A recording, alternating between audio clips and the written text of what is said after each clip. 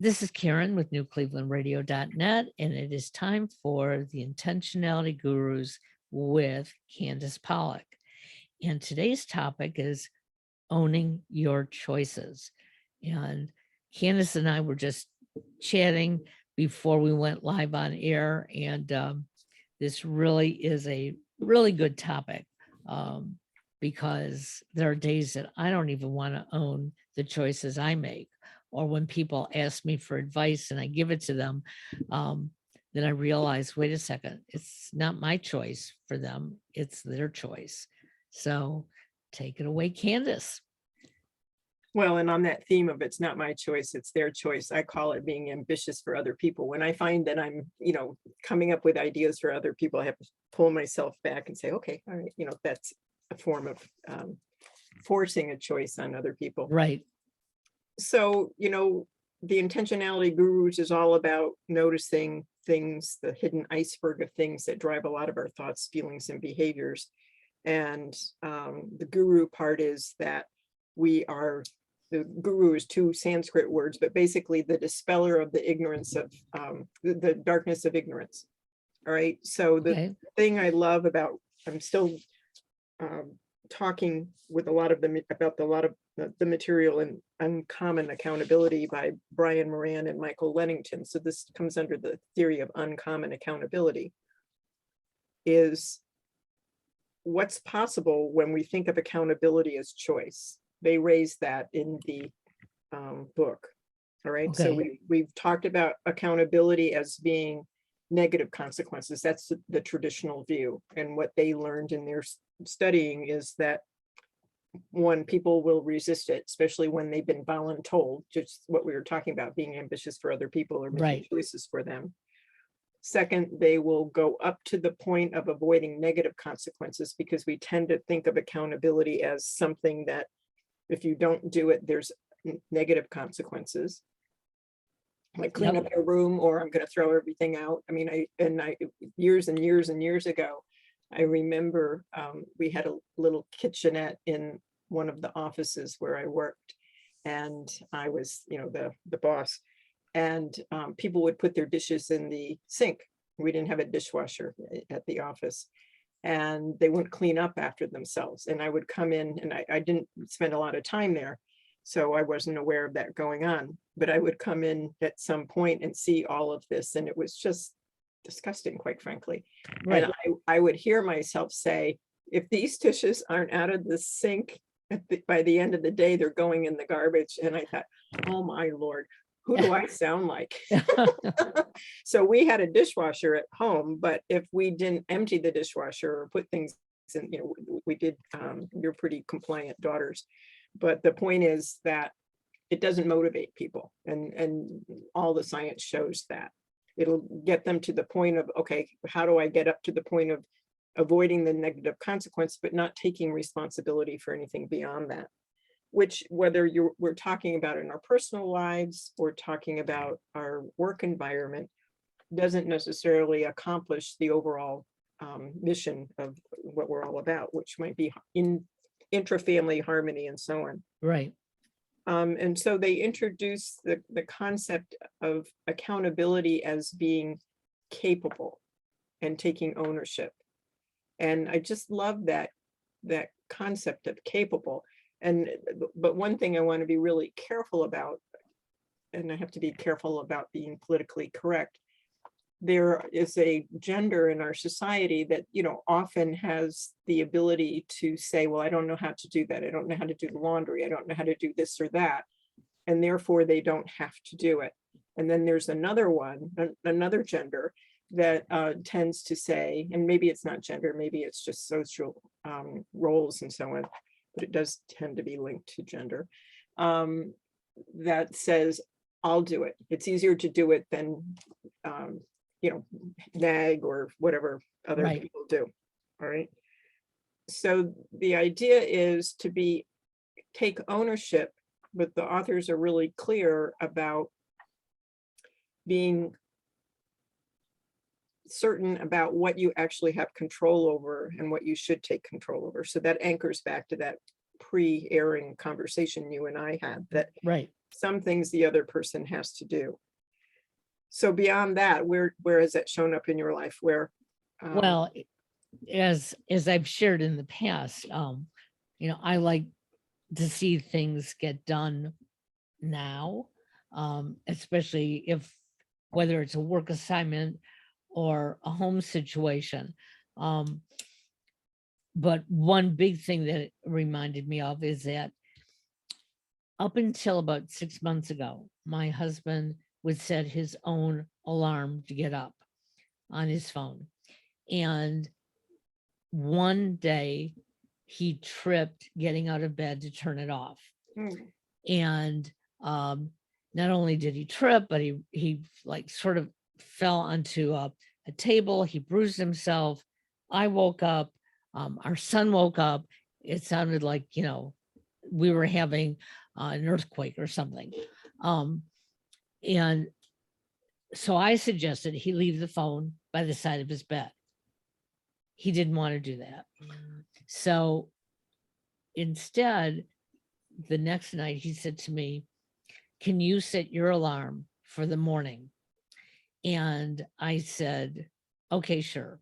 So I set my alarm, but that morning he had to get up at 4:30. Okay, because he was going out of town.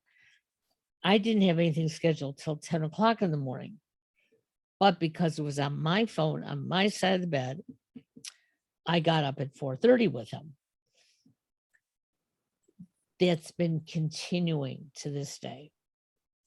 And this morning, out of the blue, I just said to him, "Look, I know I'm not a good sleeper, and I know most of the time I'm up before the alarm goes off. But starting tonight, you have to figure out where you can put your phone, because you need to be responsible for getting up on your own." And he said, "Oh, okay." And then before he left, he said, "That was a nice conversation we had about me getting up on my own. Like, why haven't we had it previously?" And it's because I just took ownership. Yeah, and it's a slippery slope, and we're well intentioned, and I'm not getting into stereotypes now, but the person who's taking on responsibility may have some underlying emotional needs. They have to please other people, they Right. have to control other people, and so on and so on. But I think deep down, particularly in a marital relationship, the idea is you want to be helpful and supportive and so on, but it's important to be clear about boundaries and who's responsible for this or that. Exactly. Yep. Yeah. So how did it feel doing that? It really felt good, because this morning, when I did wake him up, his big thing is, he needs to hit the snooze 2 or 3 times. When I'm waking him up, that means I keep running back in to wake him up again. And it just felt good that I got it out there for him. I said, if I have to get up at the same time as you, I don't have a problem with setting my phone, but you still need to set yours. And it's just like, okay, this one less thing that somebody can get mad at me about, because I either didn't wake them up on time or whatever. Yeah. And I remember way back when I think it was the summer after college, I was back in New York where I grew up. And I was a lifeguard in the evenings, and I was taking classes in New York City. We lived north of New York City. So I would take the train, and I'd have to get up at some ungodly hour in order to get to the place where the carpool was, to get to the train, to get to the city. And it was all exciting and so on for me. It wasn't so exciting for my mother, because I lifeguarded in the evening, and I think I had some other job. I always had multiple things going on. And so I was beat, and I tended to stay up late reading. And although I'm an early riser, I've always been an early riser for some reason, I didn't get up promptly. And looking back on it, it was hard on her, because she knew how important it was for me to make that carpool. She had to Right. get the car to the carpool, and so on. And I was just this, like, unconscious kid being part of it, I wasn't taking responsibility for it. I wasn't accountable for it. And in time, I learned, I had to get that cadence down. But it creates extra stuff for everybody, particularly when somebody doesn't get up promptly, because you had to keep checking, that kind of thing. So the thing I really like about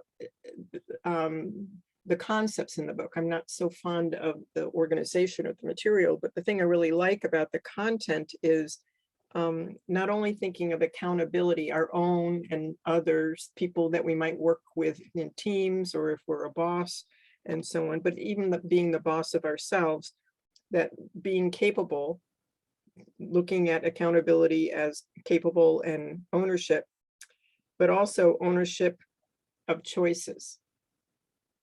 Because they say at the heart of all accountability is, true accountability is, we're taking ownership of our choices. So I'm just going to put that out there, what resonates for you. So when we're talking about that, it's interesting because I keep looking down at my phone because my son keeps calling and I keep hanging up on him. Yeah. So I mean, that's actually one choice. I'm working. I'm not going to stop the recording and take his phone call. And so, I mean, that's one choice that, I can be accountable for, even though when I finish recording, if I call him and have him be angry at me, it's like, that's your choice at that point, that you want to be angry. And that's a huge boundaries issue. Right. And not everybody recognizes that's a boundaries issue, because it's so easy for others to give responsibility to that individual. So going back to that example, that summer after college graduation, I could have easily have said to my mother, well, you didn't wake me up, if we were late, when it was my responsibility. I should have taken ownership for getting up. I don't know if I owned a alarm clock of my own at home, back in my original home of origin. I did certainly in college. And so the other points that the authors get into is it's defining ownership is really hard. I mean, tell me how you might define it. So an example would be when my son was living at home, if his laundry basket was overflowing. Yeah, a week ago. If his laundry basket was overflowing, even if he said to me, yeah, I'm probably going to do it tonight or the next night, I would just, in my need to make things happen, I just took the ownership and did his laundry. Okay. And if I did something wrong with his laundry, maybe he threw something in there that wasn't supposed to be in there, I didn't pay attention and it got laundered. And he got mad about it and said, I told you I was going to do it myself. Why did you do it? And why did you wash this extra thing? I still took ownership of saying, you know what, that was, my need. I should have let you do it on your own, but I did it. And, I'm sorry that I washed that extra thing or whatever it was. And I find that when I do that, it sort of bridges the gap between myself and the other person. It's like, okay, yeah, maybe I made a mistake, but you know what? This is why I did it. And if you really don't want me to do it, I could tell them how we could change that scenario. So example, with my son's laundry, I would have said, keep your laundry basket in your room. Therefore, I don't see it overflowing in the laundry room and sometimes stepping over your clothes. Yeah, and that kind of gets us to the next point, even though we haven't orchestrated this, about making our choices align with the overall outcome we're trying to achieve. So the overall outcome in this scenario is what? That he take care of his stuff like he wants to, and I don't have to see it, because if I see it, then I feel like I should have to do it. Yeah, so you meet the needs of both parties. And if you have multiple parties, coming up with some way of being clear about what the overall mission is or outcome is, desired outcome, and then understanding what we can own and not own and own up to. So in this case, all right, you negotiated some boundaries on that. He asserted, his wish in that regard, you asserted yours. And so now you can each go your own way and get a better outcome that meets more needs than the other way. Right. All right, because the original way, the original way we think of accountability is, hey, you need to do your laundry, or you need to, get this done, or you need to get it to me by such and such a time, et cetera, whether that works for the other person or not. I mean, some weeks you might have a big pile of laundry, other weeks less so. So you might wait to the next week to wash it all. Exactly.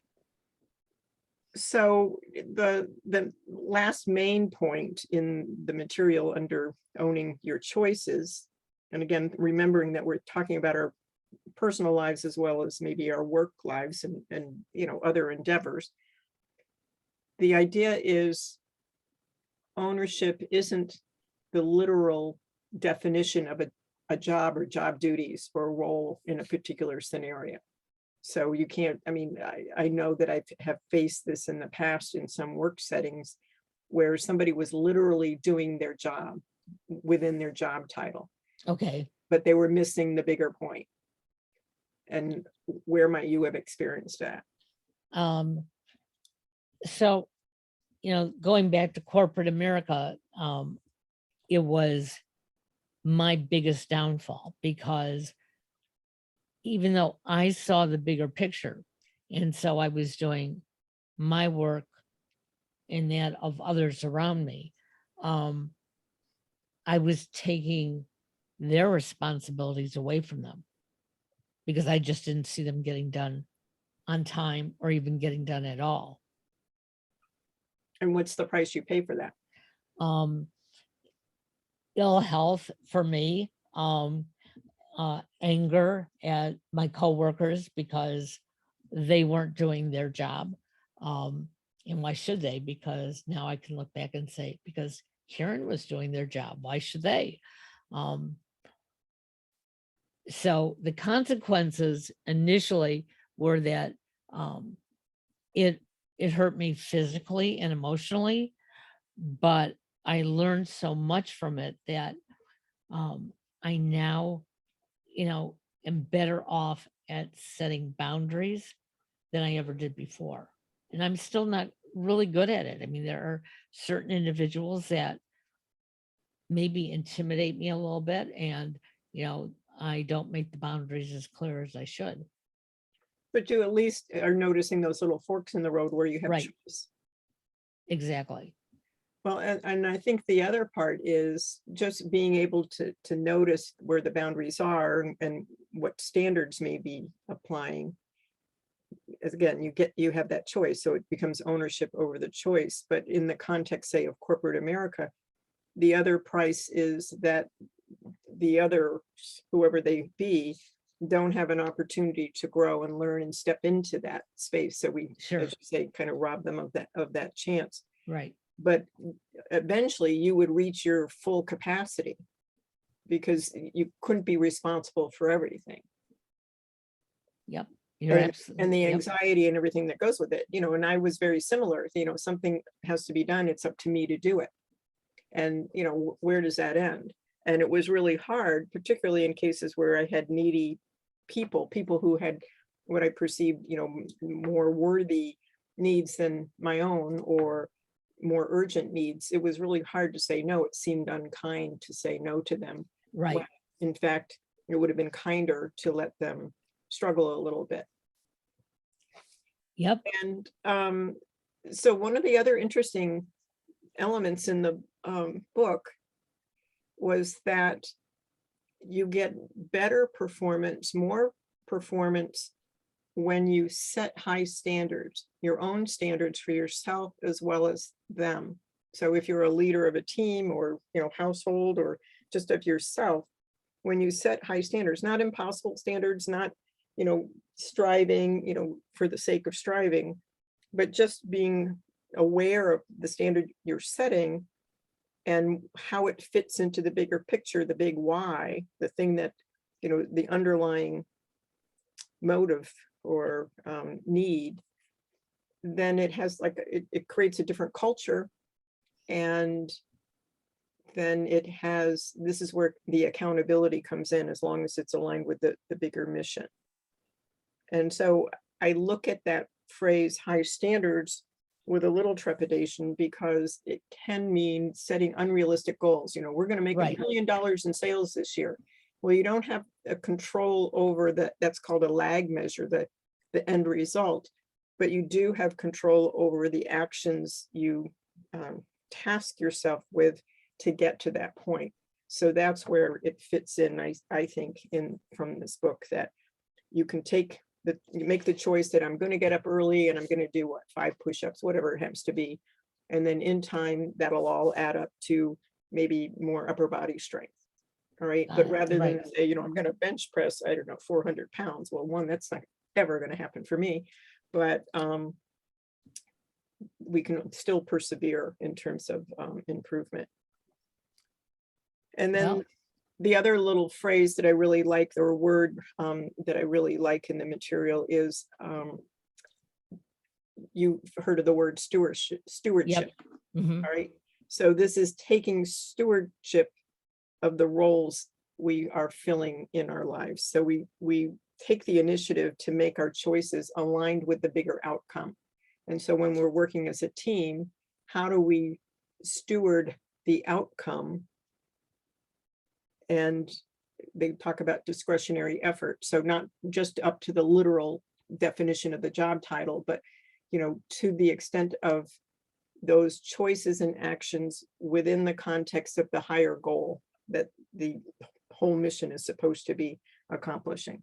So that was a big word salad. So what lands for you in that? Well, especially when you're working in a team, sometimes, I would find myself sitting there thinking, there's nothing I can offer. Okay. I don't have the skill set. I don't have the information. I don't have the time, whatever it is. But then once you start talking about it, when you find that niche that that you can provide for, my problem in the past always was I didn't just find one niche. I found 2, 3, 4, and I just kept volunteering to do all this stuff. But I think the best way to work is, what is my best strength in this team to work towards that final goal. And don't overpromise, because I may have the knowledge and tools to do it, but if the others in their parts don't support what I'm doing, then it makes no difference, how good my tools are.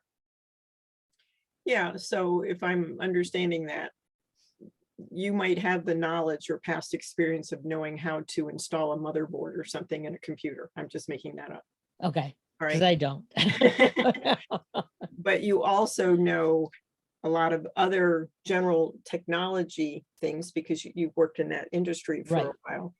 And your higher purpose, higher goal and role would be to make sure that everybody on the team is aligned towards the same destination. Right. So it wouldn't make sense, the choice to spend time installing the motherboard or learning how to install the motherboard wouldn't make sense for you. It would not be your best and highest use. Exactly.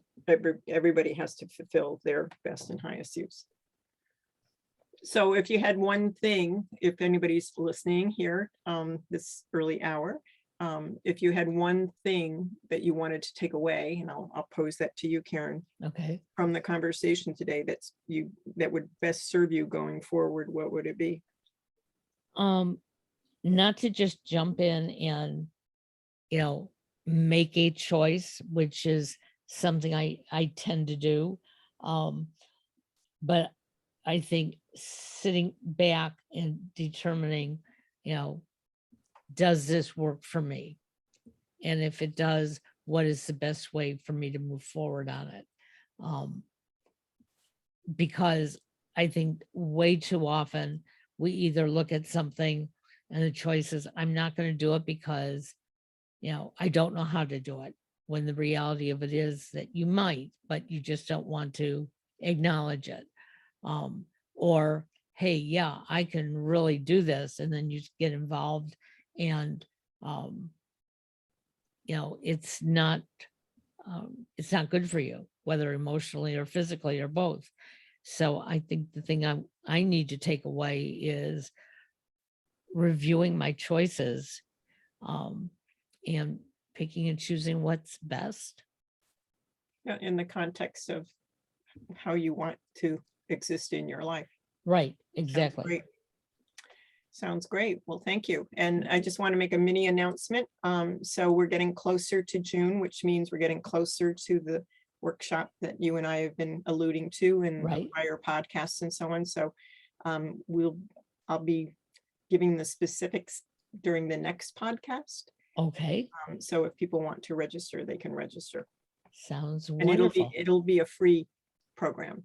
Okay. Well, we'll get the word out there and to all of our listeners. I hope that you can determine what your choices are going to be in the next couple weeks until our next podcast. In the Sounds meantime, good. have a great day, everybody. Thank you, Karen. Yep. Bye-bye now.